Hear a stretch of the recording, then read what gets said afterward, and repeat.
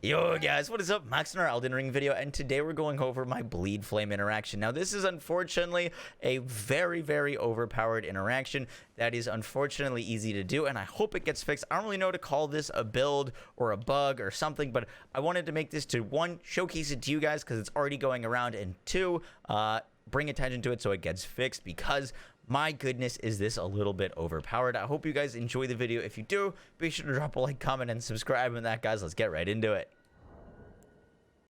So to do this interaction, all you need is Fire's Deadly Sin incantation. This incantation will light you on fire. Now, this fire stays on you for a while, and unfortunately, when you coat a armament or use an incantation that applies a status effect to your armament, the flame on you takes on that status effect. Now, it won't hurt you, but for example, if I do seppuku to myself, now my weapon is bleed, and now my flame applies bleed status, and it applies it absurdly fast. Anything that gets close to me is going to get repeatedly bled procced over and over and over again, and every bleed proc will do 10% of their damage. That is the core interaction here, or bug, whatever you want to call it, exploit.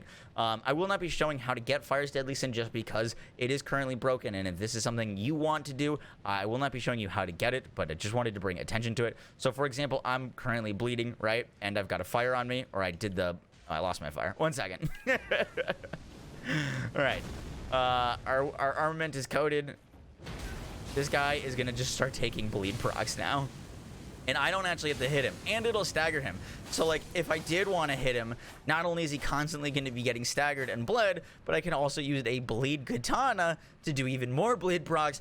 And what ends up happening is you melt enemies in literal seconds because you're getting 6 to 7 bleed procs. So you're doing 70% of their HP regardless of what that enemy is. If it's a boss, if it's a little ad, they will all be taking 10% of their HP, basically melting them.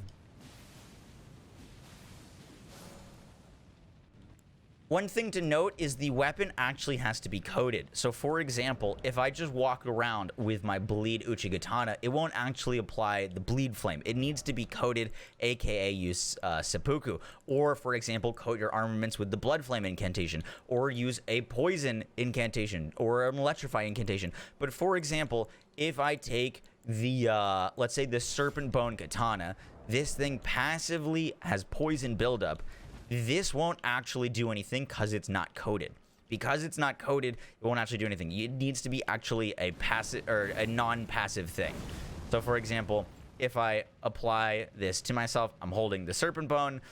This enemy here, he'll take the fire dot, but if I walk away from him, he won't actually continue taking any status effects because I won't apply poison. I'm just going to show this to you guys real quick. So, see, he's taking the fire status effect, but if I walk away from him, he's not going to be continuously taking damage. Let me get away from him.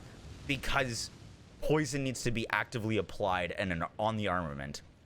If you are going to mess around with this in PvE, and I stress PvE because please don't bring this into PvP, you can use 2 blood katanas, which will scale with your arcane and your dexterity and increase your passive blood loss buildup. What this allows you to do is if you use 2 katanas, you can actually duplicate your Ash of War. So I duplicated seppuku, which allows me to increase my blood loss buildup when they're coated with my own blood.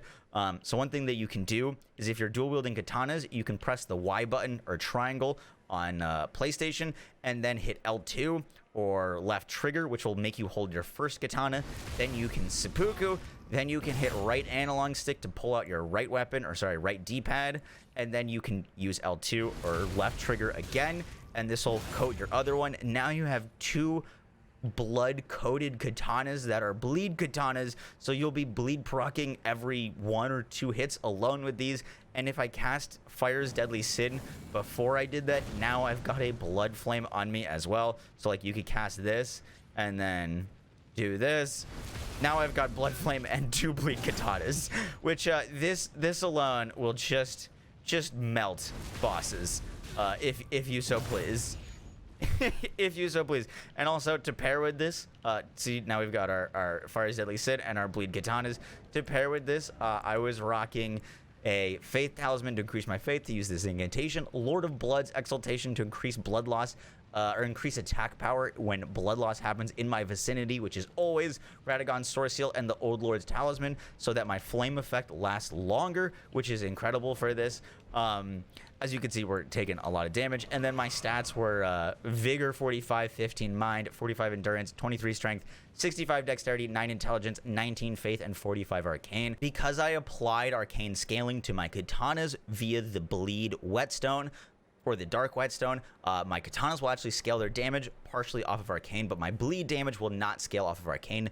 Bleed damage is a set value. I've seen a lot of misinformation about bleed and scaling, so I might make a video just on that to break it down. But yeah, guys, that is it for the video. If you want to give this a go in PvE, you're more than welcome to. Like, you paid $60 for this game, you can mess around and do whatever you want in it, but just don't bring it into PvP, because then you could ruin someone else's experience. Just my thoughts on this. And yeah, guys, I hope you enjoyed. If you did, be sure to drop a like, comment, and subscribe. And with that, guys, I'll catch you on the next one. Take care. Peace.